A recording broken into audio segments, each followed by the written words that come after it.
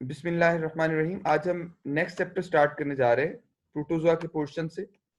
और प्रोटोजोआ में चैप्टर 8 है, ये आपका मिलर एंड हार्ले ज़ूलॉजी से 5th edition, animal like protist और प्रोटोजोआ। लेक्चर 1 में हम ट्राई करेंगे कवर करने की life within a single plasma membrane, the first introductory topic about protozoans, और फिर उसके बाद symbiotic life styles of protozoa. So let's move to the question, first part of today's lecture. अगर fossil record को देखा जाए protozoa के हवाले से, तो यूनिसेलुलर ऑर्गेनिजम्स हैं, और यूनिसेलुलर ऑर्गेनिजम्स एज सच इनके कोई बहुत ज्यादा फॉसिल रिकॉर्ड अवेलेबल नहीं है अदर देन सम इम्प्रिंट्स।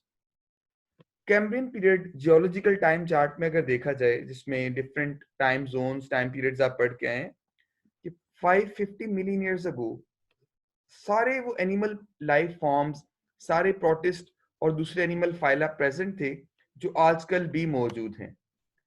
लेकिन प्रोटोजोआ का being delicate, being unicellular organisms, इनका फॉसिल रिकॉर्ड बहुत कम मिलता है। और ancient members of the archaea, according to the fossil record which have been observed via imprints of certain cells on the rocks, उसके मुताबिक पता यही चलता है कि जो आर्किया हैं, ancient most bacteria, they were the first living organisms। और आर्किया से ही हम पहले भी पढ़ के आए कि एक लाइनेज यू बैक्टीरिया की डेवलप हुई और एक डोमेन यूकैरिया की डेवलप हुई। डोमेन सिस्टम में हमने ये प्रीवियस चैप्टर में बात डिस्कस की थी। Archaea gave rise to the kingdom Protista, also called Protoctista। और प्रोटोक्टिस्टा जो इवॉल्व हुए हैं ये 1.5 billion years ago।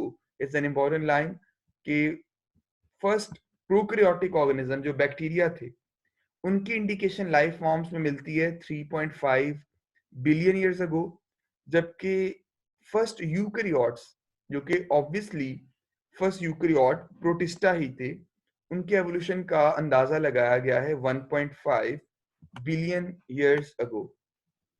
Well, evolutionary perspective में फर्दर जो इंपॉर्टेंट पॉइंट है, आप लोगों ने दो तरह के हाइपोथेसिस पढ़े हैं यूकैरियोट्स के एवोल्यूशन से related. One of them is endosymbiont hypothesis, जिसके अकॉर्डिंग लार्ज यूकैरियोटिक ऑर्गेनिज्म ने एक smaller prokaryotic larger prokaryotic organism ने स्मॉलर प्रोकैरियोटिक ऑर्गेनिज्म को इनगल्फ किया, और वो दोनों सेल सिम्बायोटिकली इस तरह से रहने लग गए कि जो स्मॉलर सेल था वो लार्जर सेल का ऑर्गेनेली डेवलप हो गया।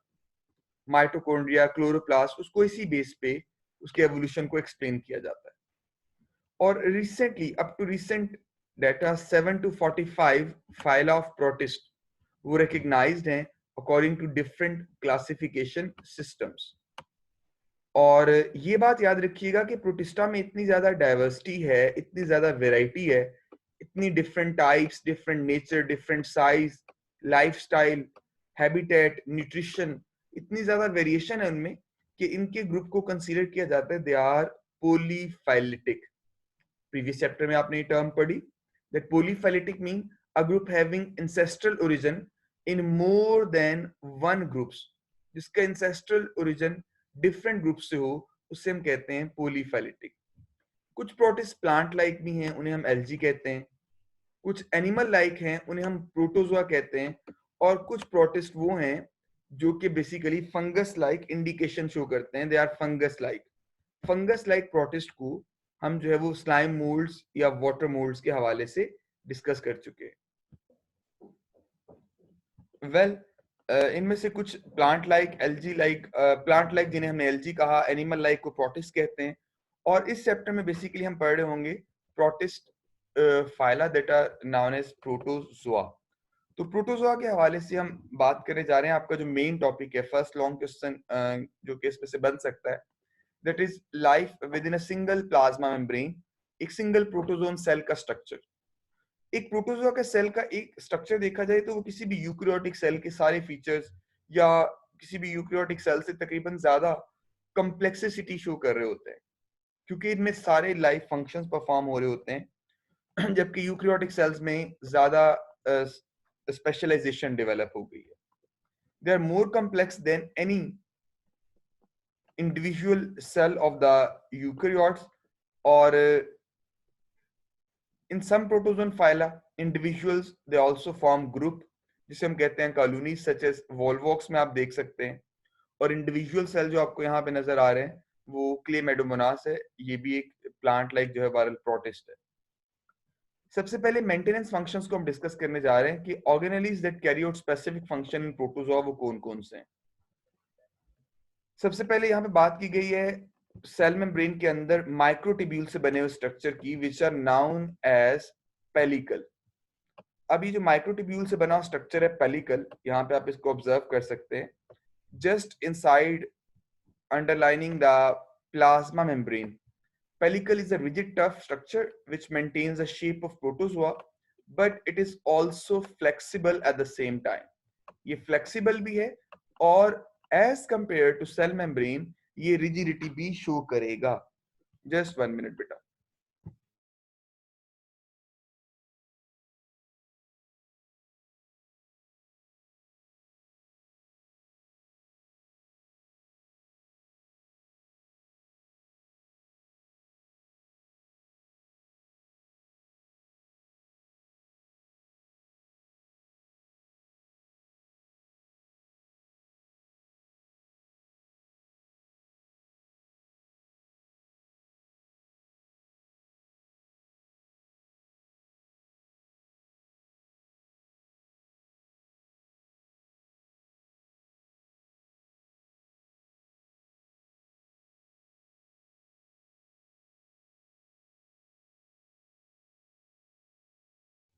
जी बेटा आप हैंड रेज कर रहे हैं, काइंडली आप थोड़ा।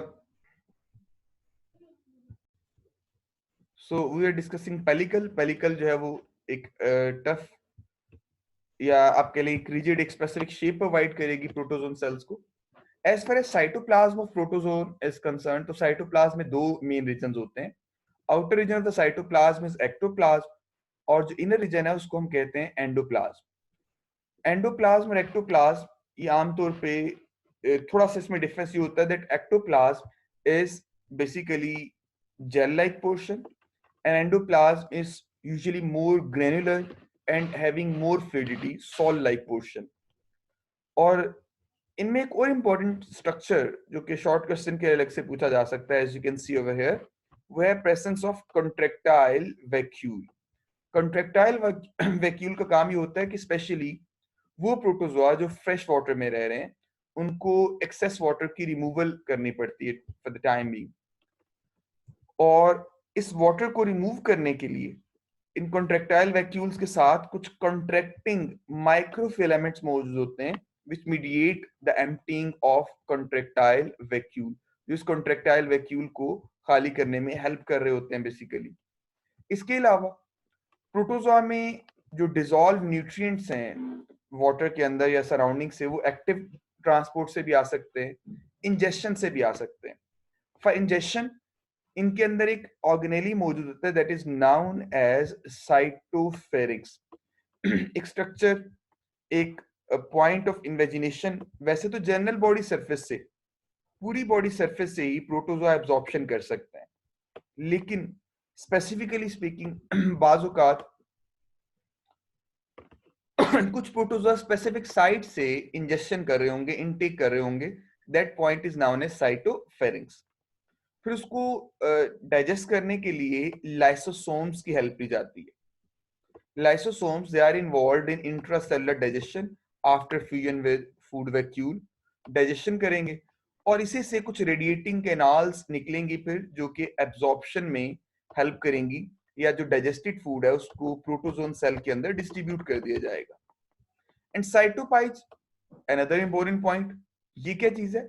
साइटोपाइज इज द एक्सक्रीटरी पॉइंट जहां पे एक्सोसाइटोसिस होगी for the removal of contents which are undigested. They are usually removed from protozoan cell via point known as cytopage. Surface area जाहिर है इनका एक सेल के अकॉर्डिंग लार्ज होगा क्योंकि पूरा सेल जो है वो एक्सपोज्ड है अपने एनवायरनमेंट में।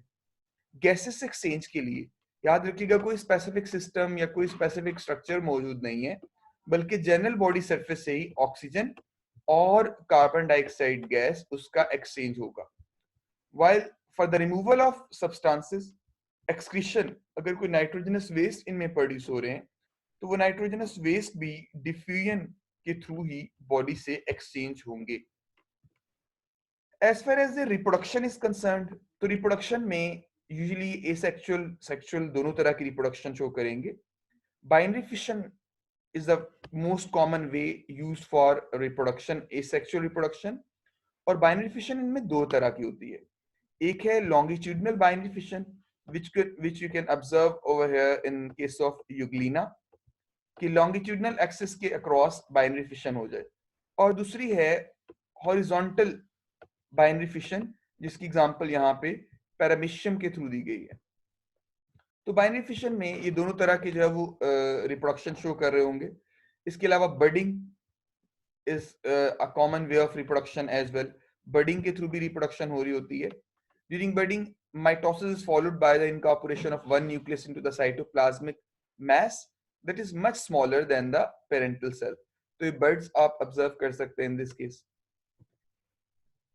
एक और प्रोसेस भी इनमें ऑब्जर्व किया गया, दैट इज मल्टीपल फिशन और शिजोगोनी. मल्टीपल फिशन को शिजोगोनी भी कहा जाता है. When a large number of daughter cells are formed from the division of a single protozoan cell. भाई वो कैसे होती है मल्टीपल फिशन? मल्टीपल फिशन में आप देखिए एक सिंगल न्यूक्लियस पहले मल्टीपल न्यूक्लियाई में डिवाइड करेगा स्टेप बाय स्टेप, और फिर वो जो सेल है शिजोंट वो स्प्लिट कर जाएगा इनटू मल्टीपल पार्ट्स. एपिकम्प्लेक्सा प्लाज्मोडियम का जो ग्रुप है उसके अंदर आप ऑब्जर्व करते हैं मोस्ट कॉमनली कि इस तरह से मीरोगोनी, मल्टीपल फिशन या जिसे हम कहते हैं शिजोगोनी, वो कंप्लीट होती है और इससे एक पेरेंटल सेल से मल्टीपल डॉटर सेल्स प्रोड्यूस होते हैं. जबकि सेक्सुअल रिप्रोडक्शन में गैमीट बनाते हैं और गैमीट की फ्यूजन होगी. In most protozoa the sexually mature individual is haploid and gametes they are produced via mitosis. जबकि ज्यादातर एनिमल्स में gametes प्रोड्यूस होते हैं मियोसिस के थ्रू. प्रोटोजोआ में मोस्टली इंडिविजुअल मैच्योर स्टेज पे चूंकि हैप्लॉइड है, they can not carry out meiosis, तो उनमें माइटोसिस से gametes प्रोड्यूस हो रहे हैं. Another important point which must be noted over here. इसके साथ बेटा ये भी देखिएगा कि सिलिएट्स इसमें एक एक्सेप्शन बनाते हैं कि उसमें डिप्लॉयड इंडिविजुअल्स मैच्योर स्टेज पे आपको मिलेंगे. सेक्सुअल रिप्रोडक्शन के दो बेसिक प्रोसेसेस हैं. अब ये कुछ एडिशनल इंफॉर्मेशन है मिलर एंड हॉले ज़ूलॉजी से थोड़ा हटके, ये भी आप नोट कीजिएगा. एक है सिनगैमी और एक कॉन्जुगेशन. कॉन्जुगेशन सिलिएट्स के अंदर हम डिटेल में पढ़ेंगे कि वो एक्सचेंज ऑफ न्यूक्लियाई, माइक्रोन्यूक्लियाई करते हैं. जबकि सिनगैमी में क्या है, फ्यूजन ऑफ टू सेल्स और gametes resulting in the formation of zygote. और ऑब्वियसली वो टू सेल्स हैप्लॉइड होंगे और जो जाइगोट है वो डिप्लॉइड स्ट्रक्चर है. The fusion nucleus of zygote is also known as synkaryon. Syn mean fused together and karyon mean nucleus. Syngamy जिसमें ये गैमीट की फ्यूजन शो करते हैं, इसमें 4 बेसिक टाइप्स हैं प्रोटोजोआ के अंदर. एक है होलोगैमी. होलोगैमी में दो ordinary mature protozoan individuals, they do not form gametes but themselves behave as gametes and fuse together to form zygote. कॉप्रोमोनास, जैसा कि आप अभी इसमें एक पिक्चर में देख सकते हैं इसको, कि अगर दोनों सेल्स गैमीट प्रोड्यूस करने के बजाय इटसेल्फ फ्यूज कर जाएं, that's known as hologamy. Holo mean complete and gamy mean fusion. Isogamy में दो बनने वाले गैमीट्स इक्वल साइज और शेप के होते हैं. And isogametes they are generally produced by multiple fission. Chlamydomonas में आप देख सकते हैं आइसोगैमीट्स. दोनों गैमीट्स अगर शेप और साइज में सेम है, that pattern is known as isogamy. Anisogamy में बहरहाल दोनों gametes जो fuse कर रहे होते हैं, they are variable, they are having different structure, dissimilar in their shape. So एक large non-motile होगा जबकि एक smaller gamete होगा, as you can see over here in malarial parasite, कि male gamete और female gamete वो shape और size में vary करते हैं. और autogamy में क्या होता है? That is a fusion of gametes which are derived from the same parental cell. It's known as autogamy. So that was all about life within a single protozoan cell. That protozoa, they show almost all features of the life, but at a simpler level.